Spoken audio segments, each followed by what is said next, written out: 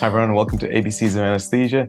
Now today I have with me Dr. Michelle. Michelle is one of our consultants at Western Health, and she's got some really amazing tips to get through the final exam, especially because she actually wasn't successful the first time, and a lot of things were new to her and weren't realized. And so she went through this whole journey of having to try and change the way she studied to get through. And I think that'll be really relevant for a lot of people here. Now, just a bit of introduction. So Michelle, she's a full-time staff anaesthetist at Western Health. So completed her VATS training through the Eastern scheme with St. Vincent's Hospital and a big portion of time at Box Hill. Now, you said your training was a bit slower than a lot of your mates because you've had a baby at the end of basic training and took a year of maternity leave. And now you've got two children and spend most of your time trying to sleep. But I'd say you're also pretty renowned in our department because I think you've anesthetized our patient, I think like our first patient who was 300 kilos, I think twice now or three times. And so again, a really nice badge of honor. So welcome, Michelle. Thanks so much for coming. Thanks for having me, Lahiru. Hey, why don't we just get cracking? So tell us about your background, your exam journey. Like what happened to you? This takes me back to early 2018. I was a fourth year registrar, but because of my maternity leave, my training had been slightly rearranged. So I was doing my OPATs as a fourth year reg. So I guess I was a little bit off script. Mm-hmm. And I got through the written part and the med viva that existed at the time. And I was studying for the viva. And I got the sense that it did not come naturally to me. And I could tell that people felt that way because of the feedback I was getting. And I know people were trying to be kind.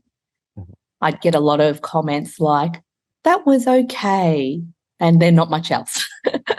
Oh, no. That's so unsatisfying, isn't it? Like, I know you want to say something, but maybe you don't want to offend me. And yes. And to make things a little bit trickier, I was at a hospital that doesn't normally have people sitting the second part exam at that time. So I was a little bit isolated from the rest of the group that I would see at the college viva nights and at the exam courses and things like that. So I was a little bit out on my own too. So it wasn't easy day to day to catch up with people and viva. I remember there was one night where I was working the evening with a consultant who I believe is now a final part examiner. And we did a viva, and I still remember it was like a pediatric tonsillectomy with a bleed. Mm-hmm.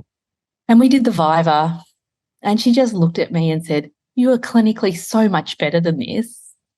Why aren't you saying that? Like, what are you saying?"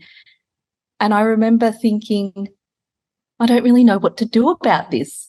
I think I do things well at work. I feel like people have clinical confidence in me. And she hit the nail on the head that I was underselling what I do. And I didn't know how to fix that. I hoped that making sound decisions and having good knowledge would be enough to get me through the viva, and it wasn't. So I, was unsuccessful at the viva, and based on the score I got, I performed really badly.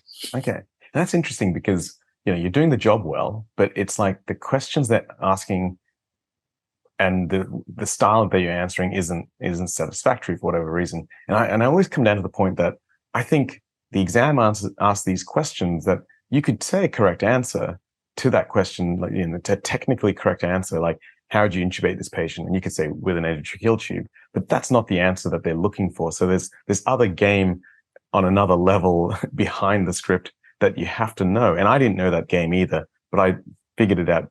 I wouldn't say figured it out. I'd say I had enough help from lots of people who gave me that feedback. And I went, oh crap, I've really got to change the way I do this. But yeah, so that seems really a common thing that I hear. It seems like a very normal thing to have happened to a lot of people. And you were unlucky because you weren't in the space where you're getting the right feedback. You had some isolation, and you were doing things outside of the normal normal way, which I think made you at risk of this?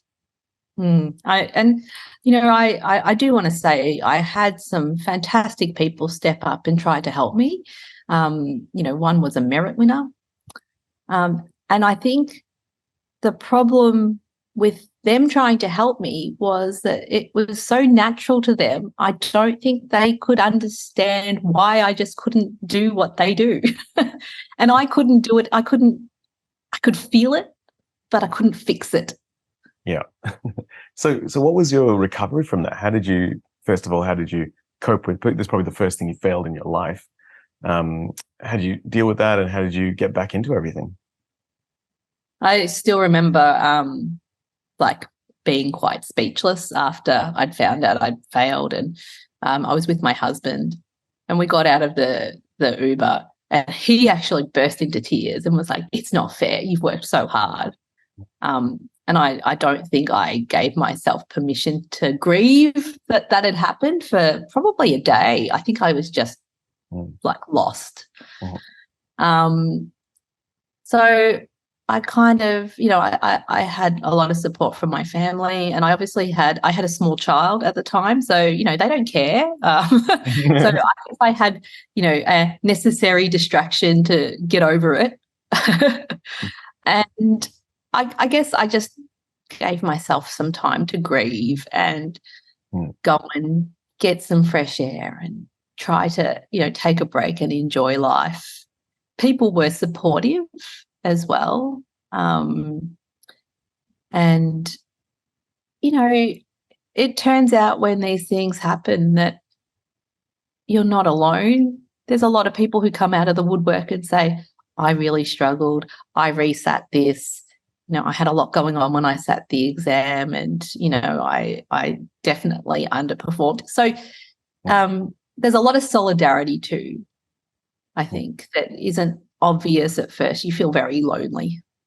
I've just really recently probably discovered this, that whether something's good or bad, it's not sometimes not the point. Obviously, failing an exam is really a real a dent in the normal pathway that you accept. But when you have these struggles, like, it's a moment of connection. Like, all these little things that happen when you face it head on and you share it with someone, and people come out of the woodwork, like you said, it is a moment that you kind of bond with another person, and it can be a really good moment as well, for having that.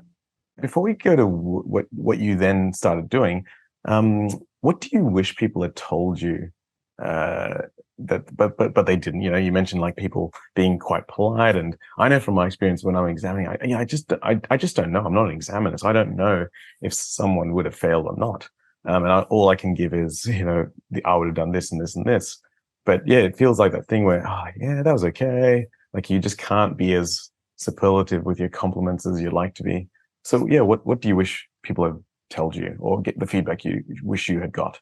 One of my really good friends, who was a first-year consultant by the time I sat the exam, turned around to me and said, I was actually really worried, but I didn't want to ruin your confidence. And I found that quite hard to take, because we have a great relationship and we're still really good friends. But I think that idea of, how do I balance out constructive feedback, which possibly can be a bit negative, with, maintaining someone's confidence, because I think confidence in the viva is really important as well. It's a difficult balance. So going back to your question, what do I wish people had said to me? I think things around getting to the point of what really matters, and perhaps a bit more guidance around, in each viva, what was the point that you wanted to hear? A little bit more guidance around the structure. I had, I know people share lots of structures about how to answer questions, but I wasn't using them, I don't think, in the way that they need to be used. And I only see that now. I didn't see that at all the first time I sat. Yeah. I also think there's some things that I did in the first sitting which I thought I had to do, that I wish people had said, we're not interested in hearing that. You're actually just wasting time. Mhm. But I think the bigger thing was like the sort of global issues-based approach that I think the exam is actually asking for, like that sort of bigger picture. I think I went far too narrow in how I was approaching each viva, because I thought that's what I had to do. Yeah. And I think I could hear other people doing differently, but I couldn't quite feel it, if that makes any sense. And I think maybe there's a space where, say it's a close friend.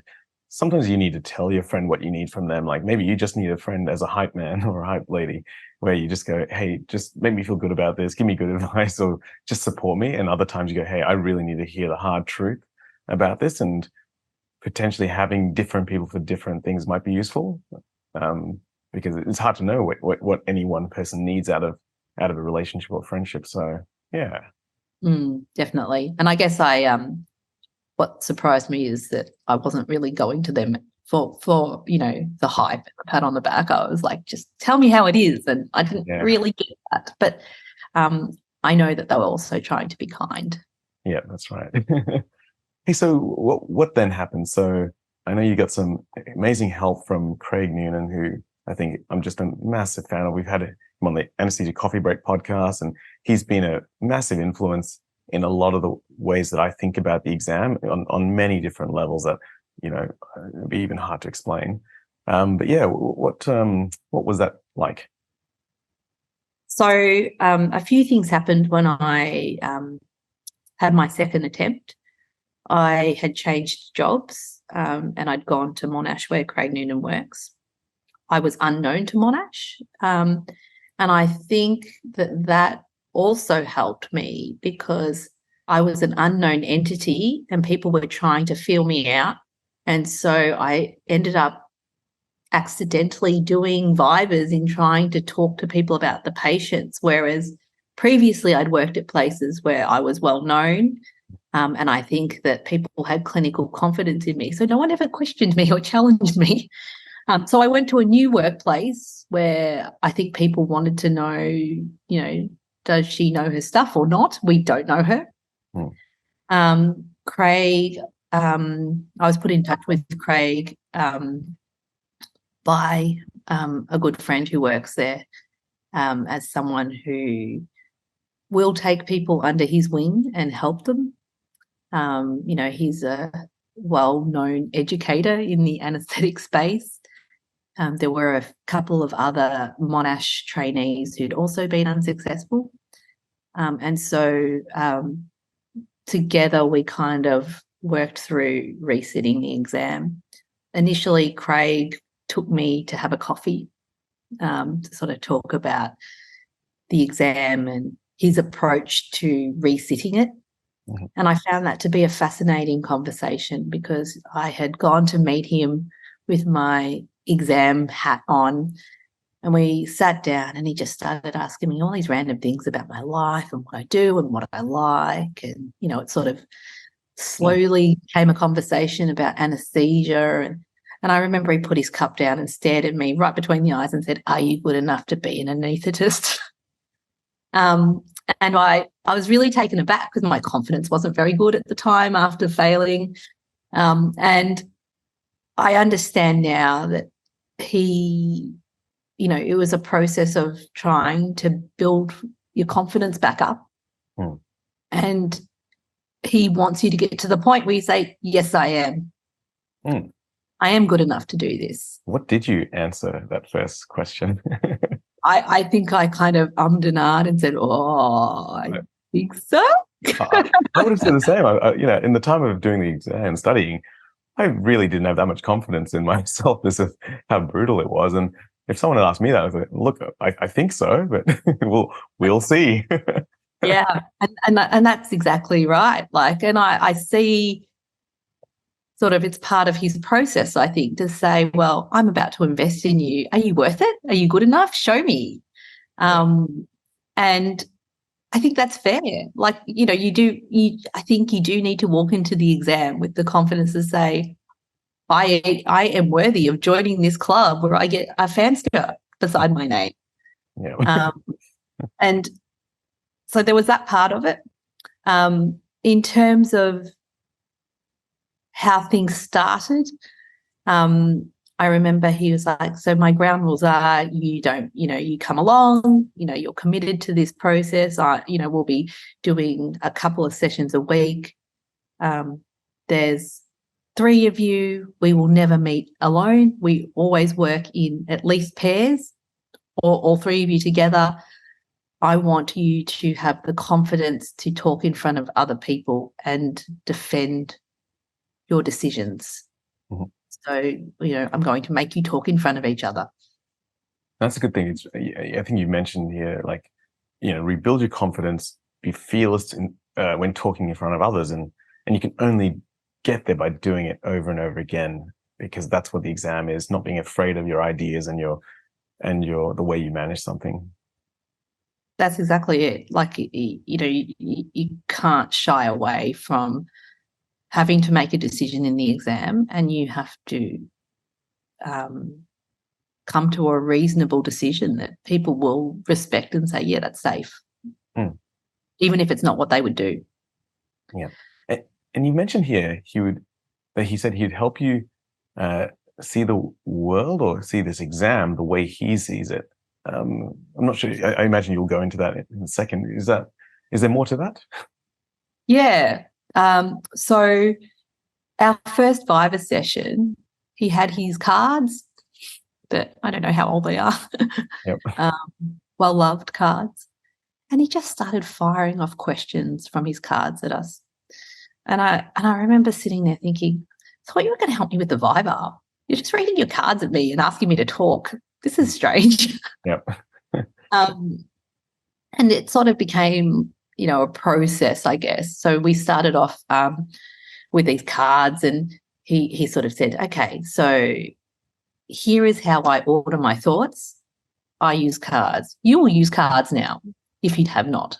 You will use them how I use them. And so we talked about how he designed his cards, and he said they have to be the small cards. They're not the big cards. Have a heading, and so you have your topic on there. You give it a definition, and then you write what really matters. And I don't want the card filled with text. The more space, the better. And for the first few sessions, based on the questions or the Vivas that we started doing, he gave us homework and would say, all right, so next time I see you, I want a card on this, I want a card on this, I want a card on this, and I will look at them and see if I'm happy with what you've done. And so I do have in my collection of cards, which I still have, a few Craig cards where he has annotated what he would have liked on there. Yeah. No offense, Craig, I can't read some of it. Yeah. Absolutely. It's funny. I'm such a big fan of cards. Even my whole primary exam is all in like a couple of folders of just those little boxes that store those cards. And then for the the second exam, I ended up having everything online, and I just couldn't remember things. So I ended up transcribing everything from those notes that I had onto cards, and that was a game changer. I started remembering everything simply because I'd done it so many times, but also I think just transcribing it, having that hand to brain connection was really useful. And the only difference is I totally agree. I had a simple definition of something or an intro statement with things that were important. And then I had in micro writing lots of detail. But when I looked at the card, I would just be able to see the headlines. So that was what is most important. The points of difference I talk about are the critical issues that people say. And then if I needed to look into something because I wanted a bit more detail, I wanted to remember a specific number or fact, then I had to look closer and I could see that it was there. But all the little things, like just the fact that it was on paper, the fact that there was a design to it, it was more memorable to have varying designs and blemishes and imperfections than having a perfectly set out Word document on, hundreds of topics. And I think, it's all about getting to the meat of what matters. Like, what are the, like you say, what are the critical issues? And being able to dampen down the noise around that. I know you mentioned structures and critical issues. And the way I see these into play is you cannot just say, cliched statements or things like, I'll do my ABCs assessment. But if you're going to do it quickly, but get to the point of difference or the critical issue within a framework. And you can always fall back on the framework for more detail. Is that the way you see it, or is it different to that? Similar, maybe slightly different. I guess what I kind of realized was that all those, I had documents from so many people of like, these are my structures, these are my opening statements, all this kind of stuff. That the structure is actually meant for you, is how I see it. It's your mental prompt. The examiner doesn't want to hear it. That's sort of was my take-home message. And that, it's got to be relevant to the patient that you're being presented with. So, I always use the example of like, you have a trauma and the person's leg is cut off and they are exsanguinating.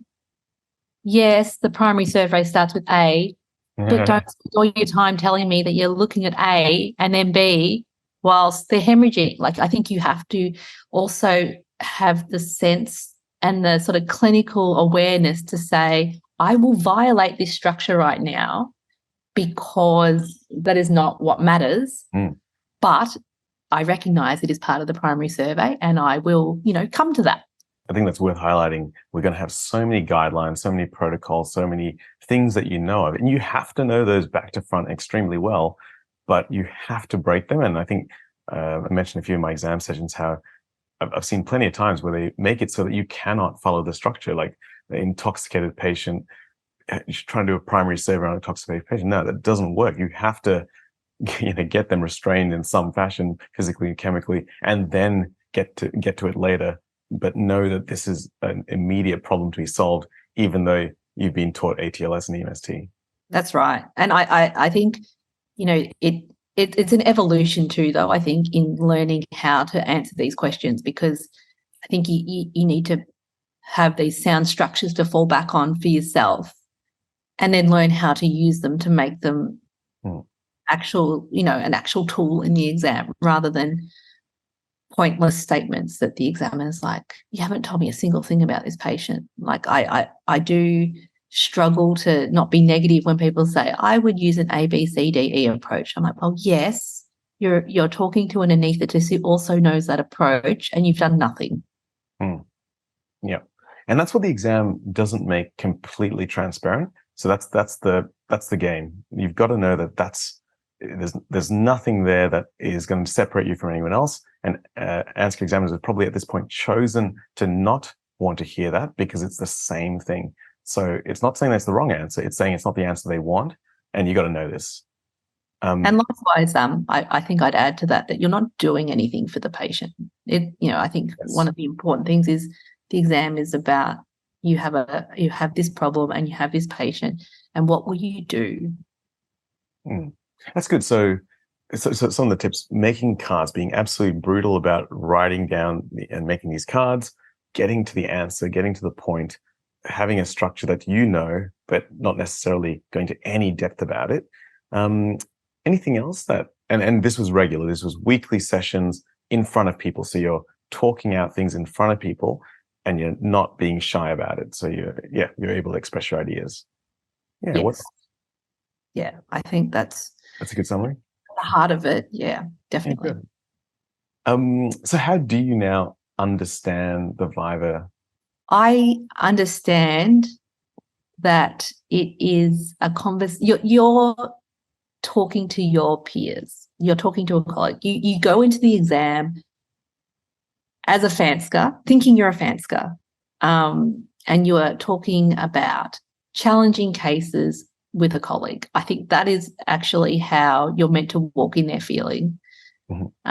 And I always sort of add to that, you want to imagine that you're talking to someone a little bit important that you want to impress so that you sound good.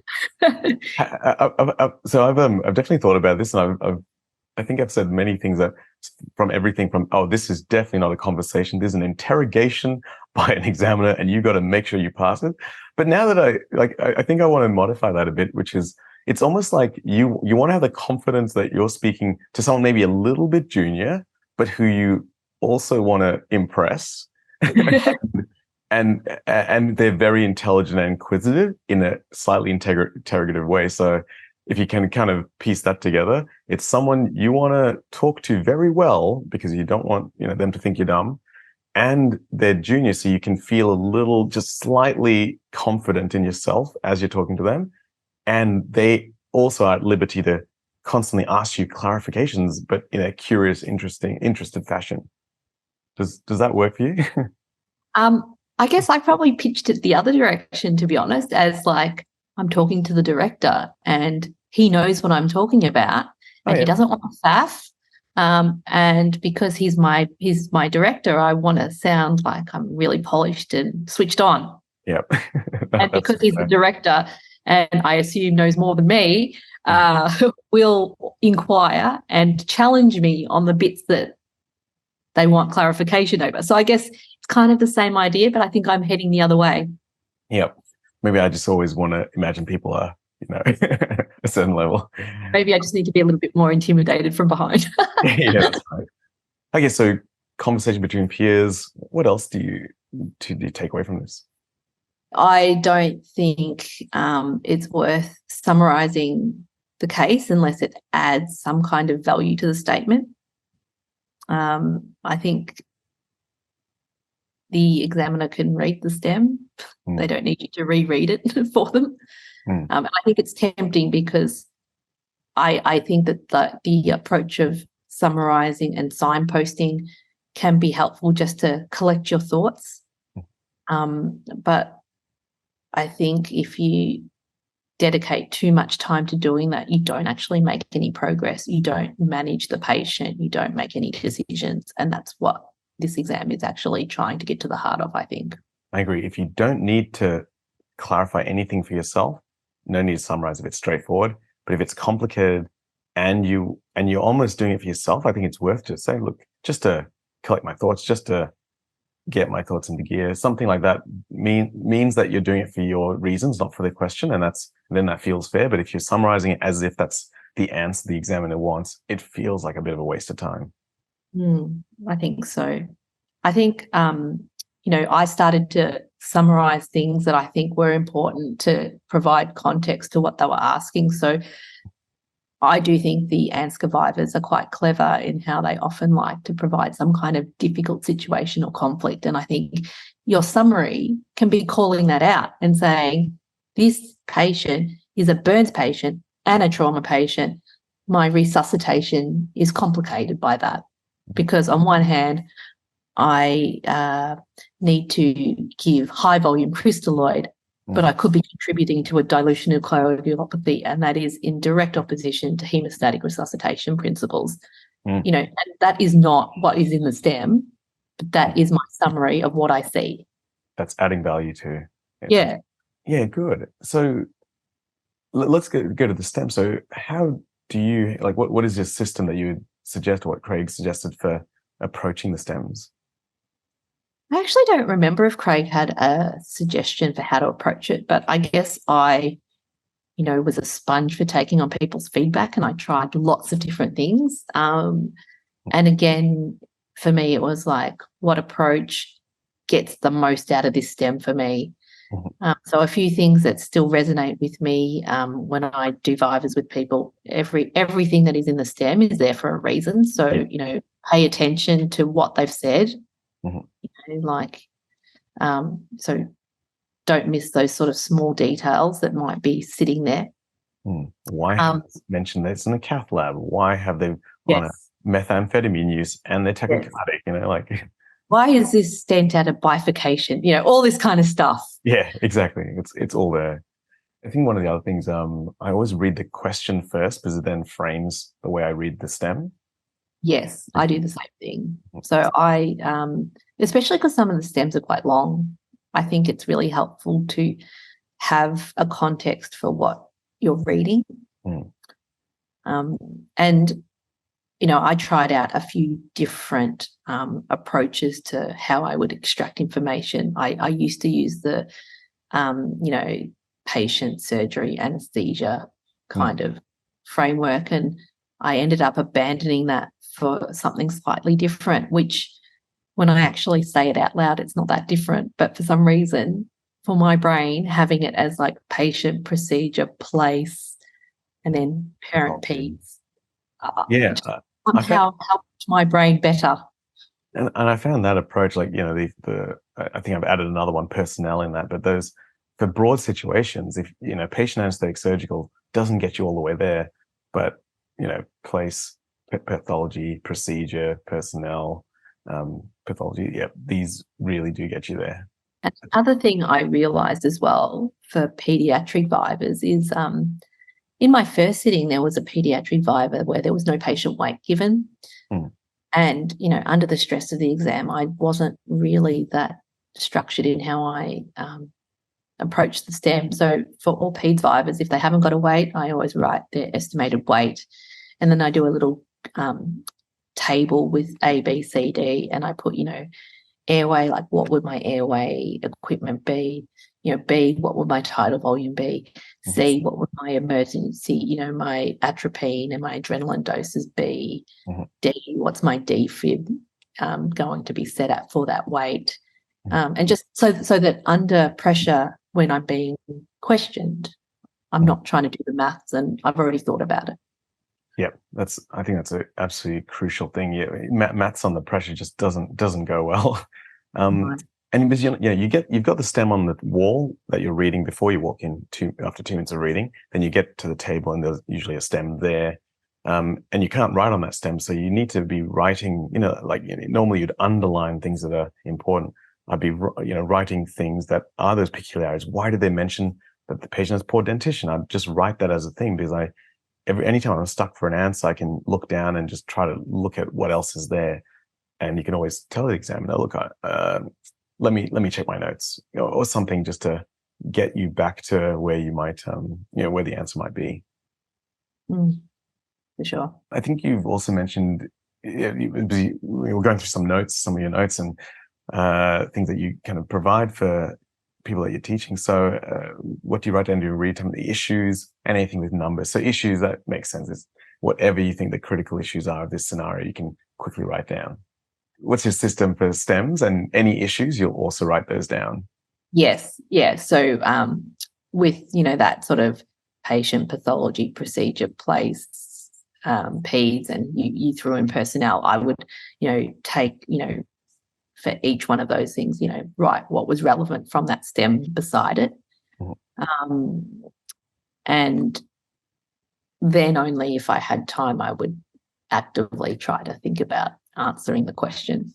Yes. So that was kind of the last thing I did. Yeah. Excellent. I think we've gone through quite a bit there. Now, one of the things you kind of sent me in your notes is what I wish people had explicitly told me not to do. I think we covered a bit of this as well. Actually, just to refresh, so, viva summary, only worthwhile if it adds value. Do not regurgitate structures, whether it's ABCD approach or history, examination, investigation. There's a faster way of saying that and getting to actions than what you mentioned, where, you want to be doing things for the patient or adding value to what's already been given. So I think that's really useful and not always obvious. And how about this thing of serving up the red wine first? What's that about? So that was something that in my first sitting someone had said to me, and I remember not really quite understanding what they meant. And I get it now. It's all about showing the examiner that your clinical acumen is where it should be, I guess. That's how I see it. And there's a variation to when someone told me this thing was serve your best red wine first, because say you get dinner guests, you've got a bunch of different red wines. You give your best bottle first, and then they go, ooh, this is a really nice red wine. And as they get more and more inebriated, it doesn't matter what you serve them after that. So you can then serve your cheap wine later, which is kind of like the exam. That first impression is the red wine. The examiner thinks you're an absolute gun. And then later on, you can stuff up a bit and serve your not so great goon wine. That's right. I'll have the Grange, thanks. Yeah, the Grange. So I guess like you can there are often questions where it's inviting you to provide a list of differentials But I think most of the context, like if you've got that patient and that context, solidified, there is one true differential that they want you to discuss. Mhm. A recent example I can think of is, you have neck trauma and evolving subcutaneous emphysema. So, tracheal laryngo disruption is, number one. I think, you need to say that is number one.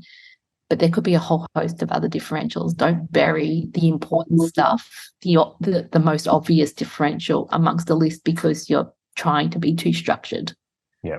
Imagine going through the 4H's and 4T's of something when really, there's a very specific thing that's just red flagging right at you. That's right.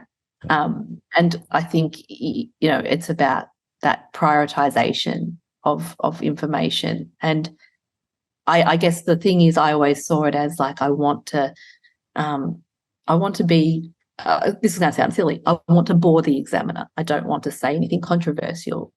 I want to say the things they want to hear.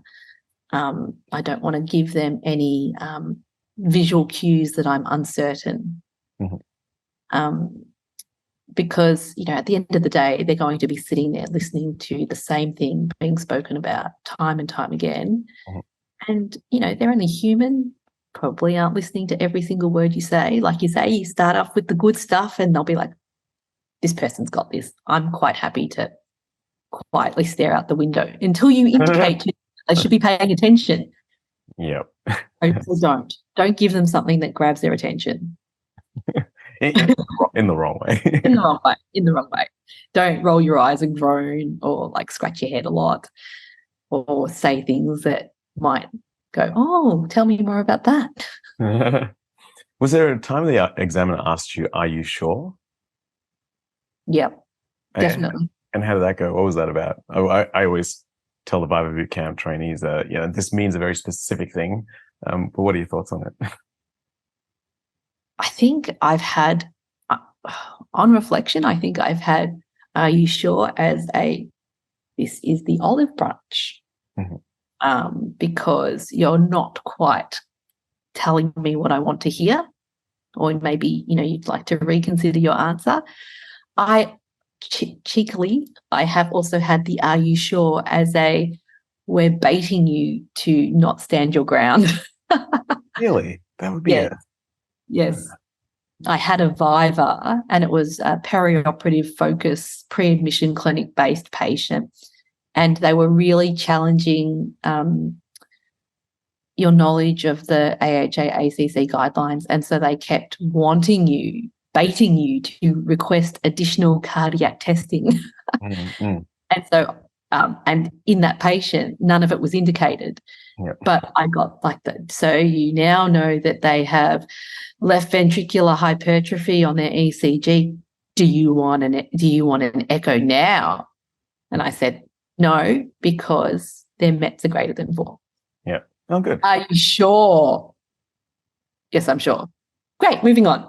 Oh, that seems a bit unfair, I've got to say. You've given an answer in good faith, and they go, "Oh, I'm gonna test you to see if you like that. That feels weird." Yes. I always say there's a difference if you say an answer with an inflection on your voice, and if you sound unsure, then I'll genuinely ask, "Are you sure?" But if you said a straight answer, seems right. So I used to think that it was I should reevaluate my answer, but not always. Not always. So I think you have to be savvy. Mm-hmm. Now, you've mentioned a few things here about the uncomfortable things can often make you better. Tell us about that. I guess that's more about feedback, mm-hmm. And I guess the self-reflection side of things. And I say that because in hindsight, I knew that I was not doing well at the Viva the first time I sat. Mm-hmm. But, it's an uncomfortable truth to say, I know that I am underperforming. But I suppose I also didn't know what to do about it. Yeah. Just in one of the slides that you sent me, Michelle, you talk about Viva with an audience more often than not, videoing yourself and also revisiting Vivas. I guess these are the kind of uncomfortable things. How did you arrange that? What was that like?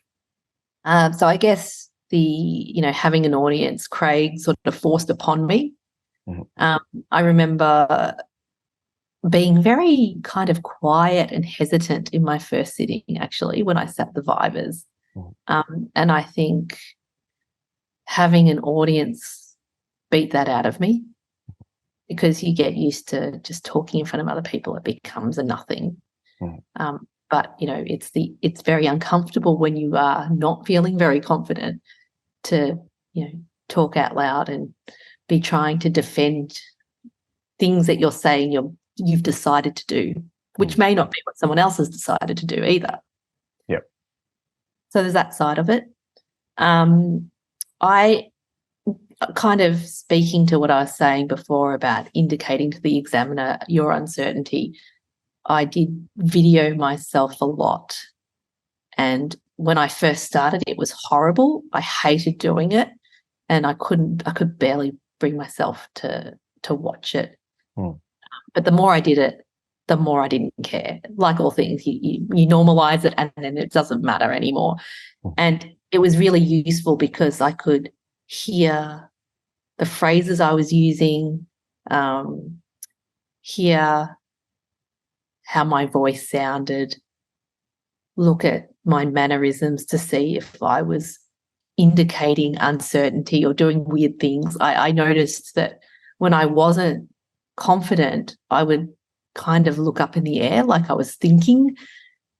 And I trained myself to stop doing that because I didn't want the examiners to see my uncertainty.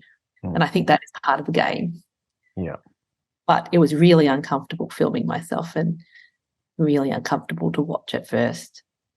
It's like a must-do activity. If you're going to do this Viva, if you're struggling with it, absolutely do this. You've got nothing to lose. And we all have a phone with a camera. I remember I had my son asleep in the car, and I was like, okay, I am going to sit here and talk through crises. And so I just sat there, filmed myself. I had a list on my phone of crises, and I was like, okay, intraoperative bronchospasm, go.